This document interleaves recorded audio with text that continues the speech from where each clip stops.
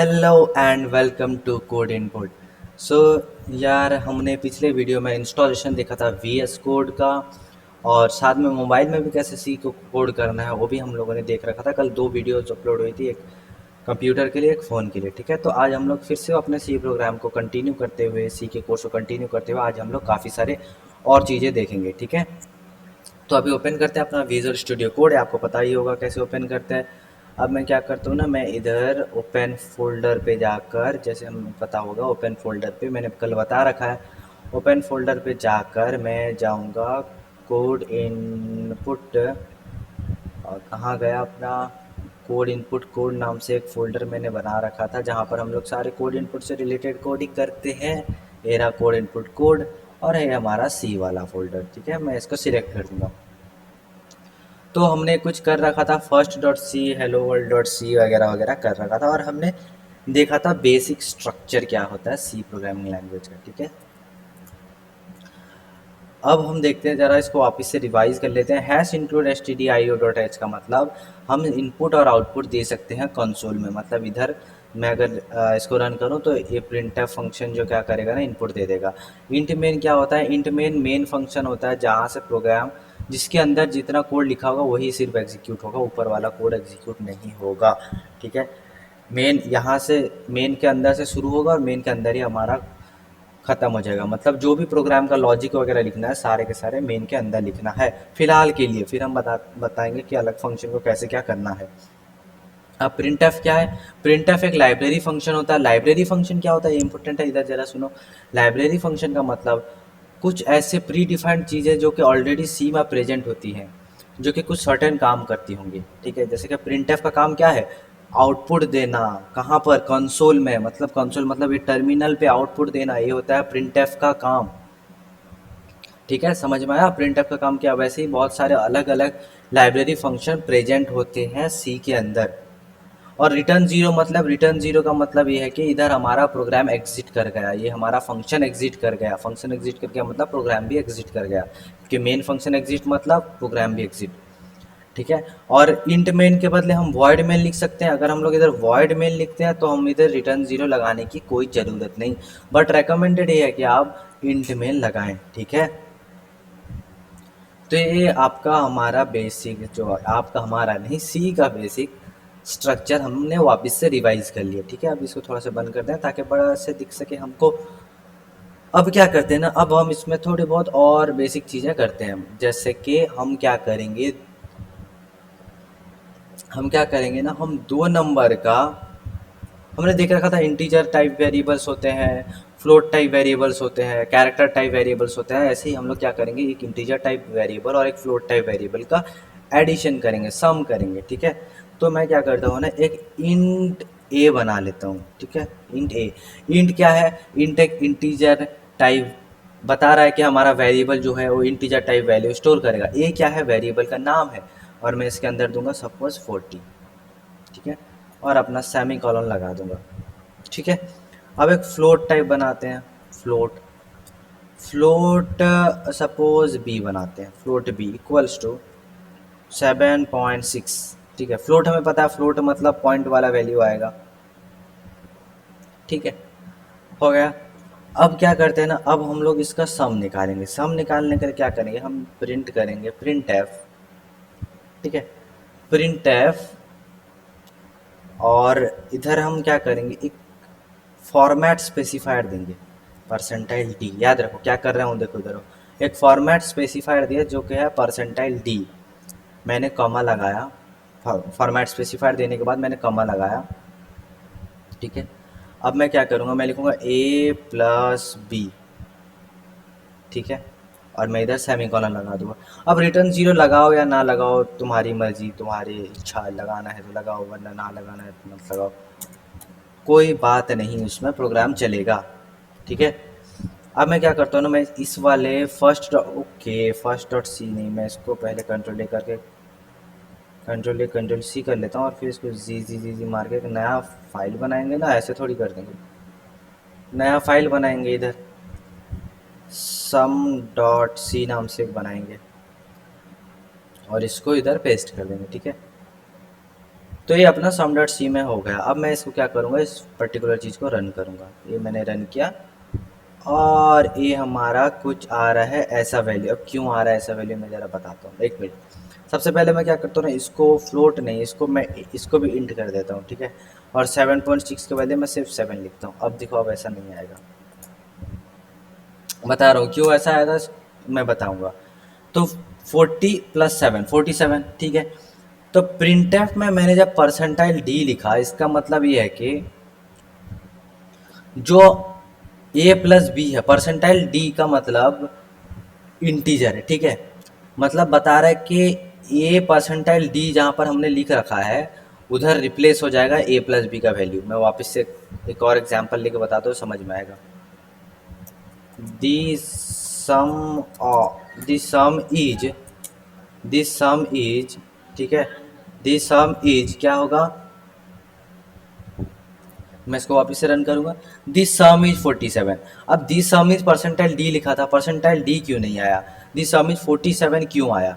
तो दिस सम जो double coat में होते हैं वो एज इट इज प्रिंट हो जाते हैं, जो कि डबल कोट में नहीं होते तो उनका वैल्यू आ जाता है। तो डबल कोट में तो this some is percentile D है, तो परसेंटाइल डी तो प्रिंट होना चाहिए, बट क्यों प्रिंट नहीं हुआ परसेंटाइल डी। तो यहाँ पर क्या हो रहा है ना, दिस सम इज तक तो प्रिंट हुआ, बट ये परसेंटाइल डी जो है ना, ये किससे रिप्लेस हो जाएगा, ए प्लस बी से रिप्लेस हो जाएगा, ठीक है। ए प्लस बी नहीं, ए प्लस बी के वैल्यू से रिप्लेस हो जाएगा। ए प्लस बी का वैल्यू कितना है, 47। तो this some is percentile D क्या हो जाएगा, दिस सम इज परसेंटाइल 47 नहीं, दिस सम इज 47 हो जाएगा, ठीक है। तो डी रिप्रेजेंट इंटीजर वैल्यू, ठीक है। डी जो है फॉर्मेट स्पेसिफायर जो है वो क्या रिप्रेजेंट करता है, एक इंटीजर वैल्यू रिप्रेजेंट करता है। इसलिए मैंने जब इधर डी लिखकर इधर इंट इधर फ्लोट लिखा था मैंने, मतलब फ्लोट अगर मैंने लिखा था फ्लोट एंड सपोज मैंने 7.6 लिखा था, तब क्या हो रहा था, तब हमको एक अजीब सा आउटपुट मिल रहा था। देख रहे हो, अजीब सा आउटपुट मिल रहा था, जबकि इन दोनों का सम तो उतना नहीं है। क्यों ऐसा मिल रहा था, क्योंकि डी स्पेसिफाई क्या करता है, इंटीजर को, ठीक है। डी रिप्रेजेंट्स इंटीजर, बट क्या इंट ए मतलब 40 + 7.6, अगर हम 40 को 7.6 से प्लस करते हैं, क्या उसका आउटपुट इंटीजर आएगा, नहीं, उसका आउटपुट फ्लोट आएगा। देखो 47.6 आएगा, 47.6 एक फ्लोटिंग पॉइंट नंबर है, ना कि एक इंटीजर नंबर है, ठीक है। अगर फ्लोट और इंट के बीच में कोई भी ऑपरेशन हो रहा है तो उसका आउटपुट भी फ्लोट में ही आएगा, समझ रहे हो। 40 + 7.6 equals to 47.6 which is a float type. तो फ्लोट को हम परसेंटाइल डी से रिप्रेजेंट नहीं करते, फ्लोट को हम रिप्रेजेंट करते हैं परसेंटाइल एफ से, ठीक है। अब देखो क्या होगा, अब अगर मैं इसको रन करूँ ना तो 47.6 हमको आउटपुट मिलेगा, 47.6। और 0000 क्यों लगा दिया, देखो 0000 लगाने का मतलब ये है कि एक प्रिसीजन होता है फ्लोट का। फ्लोट का क्या प्रिसीजन होता है, प्रिसीजन मतलब डेसिमल पॉइंट के बाद कितने डिजिट होने चाहिए। तो हमारे डेसिमल पॉइंट के बाद, तो फ्लोट के केस में क्या होता है ना, 1 2 3 4 5 6 डिजिट आते हैं, ठीक है। देख लो 6 है या नहीं, 1 2 3 देन 4 5 6, ठीक है, 6 डिजिट है। तो अब क्या ना 47.6 के बाद भी वो 0000 लगा देगा, ताकि उसको 6 डिजिट पूरे करने हैं, ठीक है। फ्लोट के प्रिसीजन के 6 डिजिट उसको पूरे करने हैं, ठीक है। 6, उम्मीद है आपको समझ में आ गया होगा कि प्रिसीजन क्यों आया जी 47.00, और उस केस में क्यों आ रहा था माइनस समथिंग 8 कुछ आ रहा था, क्यों आ रहा था, क्योंकि वो फ्लोट टाइप नहीं था। ओके, अब हम देखेंगे जो अपना कैरेक्टर वैल्यू होता है, ठीक है। तो अभी तो हमने देख लिया कि सम इज होता है, उधर एफ वगैरह कुछ लगा दोगे तो एफ के लिए फ्लोट आ जाएगा और इंट के लिए इंट आ जाएगा। अभी हम लोग क्या करते हैं ना, अभी एक मिनट एक और देख लेते हैं। अब इसको दूसरा तरीका क्या है ना, अब हम एक फ्लोट टाइप बनाएंगे, फ्लोट बनाएंगे, जैसे कि फ्लोट सम बना लेते हैं, और इधर हम लिखेंगे float sum equals to A plus B, ठीक है। Float sum equals to A plus B, और इसको हम रिप्लेस कर देंगे सम से। तो सम उधर कैलकुलेट हो गया, फ्लोट सम ए प्लस बी में सम कैलकुलेट हो गया, और इधर सम को हमने प्रिंट करवा दिया। तो ये सेम आएगा, सेम नहीं आ रहा, कुछ कम आ रहा है। अब कुछ कुछ कम क्यों आ रहा है ये अपना मेमोरी के ऊपर डिपेंड करता है, कुछ कुछ कम क्यों आ रहा है। मैं इसको वापस से रन करके दिखाता हूँ। देखो 5.888 आ रहा है, और इधर अपना कितना आ रहा था, ए प्लस बी अगर करें हम तब कितना आ रहा था, तब हमारा 47.6 आ रहा था। ठीक है, तो अभी क्या हो रहा है ना, इधर थोड़ा सा कम आने का मकसद थोड़ा सा क्या है ना इधर, तो ये जो अपना सी का कंपाइलर होता है, तो सी का कंपाइलर क्या करता है ना, उसको काफ़ी ज़्यादा मेमोरी रिक्वायरमेंट के हिसाब से वो उधर अपना चूज़ करता है कि कितना आना चाहिए, 47.6 आना चाहिए या फिर उससे कम आना चाहिए, डिपेंड करता है, बट ऑलमोस्ट सेम बराबर ही आ जाते हैं। ठीक है, अब हम क्या करेंगे ना, अब एक और तरीका ये है कि अब हम इधर, वैसे अगर मैं इधर 7 लगाऊं और इधर मैं डी लगाऊं, देन अगर मैं इधर सम करूं, देन अगर इधर मैं सम करूं तो हमको एज एन आउटपुट ज़ीरो मिल रहा है। ओके, ज़ीरो इसलिए मिल रहा है क्योंकि फ्लोट है, हमें फ्लोट को इंट में चेंज करना पड़ेगा, तो हमको 47 मिल जाएगा। ठीक है, तो जैसे ही 47 मिल जाएगा, बट वो 6 के केस में क्या हो रहा था ना, जो अपना 0.6 के डेसिमल के केस में थोड़ा सा खेल कर रहा था हमारा सी का कंपाइलर। ठीक है, तो कोई दिक्कत वाली बात नहीं है, ऐसे ही होता है, ऐसे कुछ मत समझो कि कुछ गलत हो गया या इधर कुछ गलत नहीं हो। कैलकुलेशन, कंप्यूटर है, कैलकुलेटर है, वो जो कैलकुलेशन करता है सही कैलकुलेशन करता है। ठीक है, सी का कंपाइलर ने उधर थोड़ा सा उसका अपना जो तरीका होता है कैलकुलेट करने का, उसने उस हिसाब से कैलकुलेट करके बता दिया अलग वैल्यू के लिए।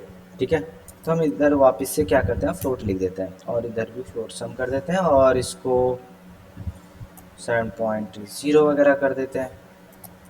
ठीक है, अब क्या देखते हैं ना, आप एक कैरेक्टर टाइप लेके देखेंगे। कैर, कैरेक्टर के लिए कैर लगाते हैं, हमें पता है कैर, कैर इक्वल्स टू ए लिख देते हैं, कैर इक्वल्स टू ए। ठीक है, अब मैं क्या करता हूँ, इधर मैं लिखूंगा कैर सी, सी नाम दिया मैंने, सी नाम दे दिया, और अब मैं अगर मैं इसको ऐसे करूँगा ना, तो मेरे को देखो आंसर में क्या आएगा, आंसर में शायद 65 आएगा, 68 आया। ठीक है, तो अब क्या करना है, वैसे ये ना, ये आ, ये सिंगल कोट में ए होगा, डबल कोट में नहीं होगा, डबल कोट में नहीं होगा। ठीक है, अब 65 आया, तब 68 आ रहा था, अभी 65 आया, क्यों आया, और कुछ वार्निंग आ रहा था पहले, अभी वार्निंग नहीं आ रहा।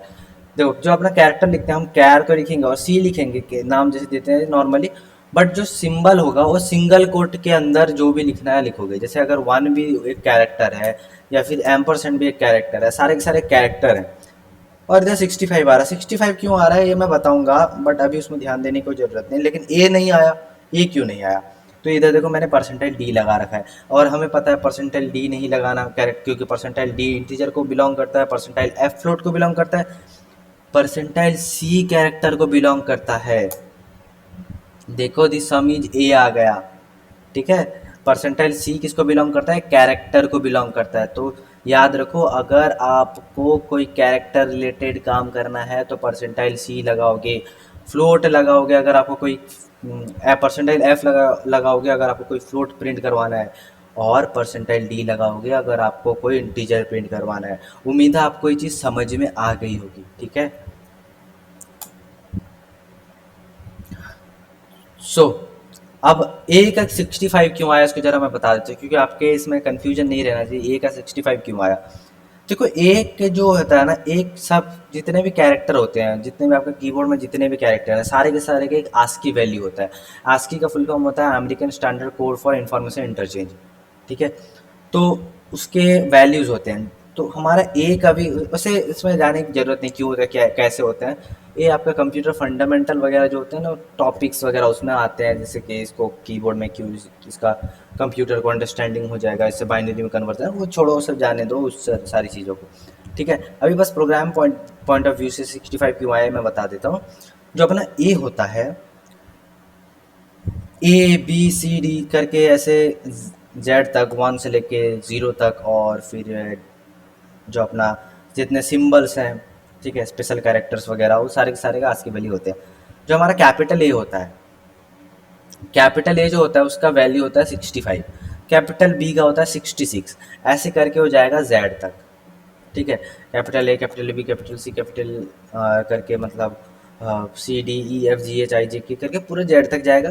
65, 66, 67, 68, 69 ऐसे ही लीनियरली बढ़ता रहेगा। ठीक है, तो ये अपना ए का हो गया। अब अगर स्मॉल ए का देखा जाए यहीं पर, स्मॉल ए का 97 है। ठीक है, स्मॉल ए का 97 है, स्मॉल ए का 97 है। ठीक है, तो स्मॉल ए का 97 क्यों है?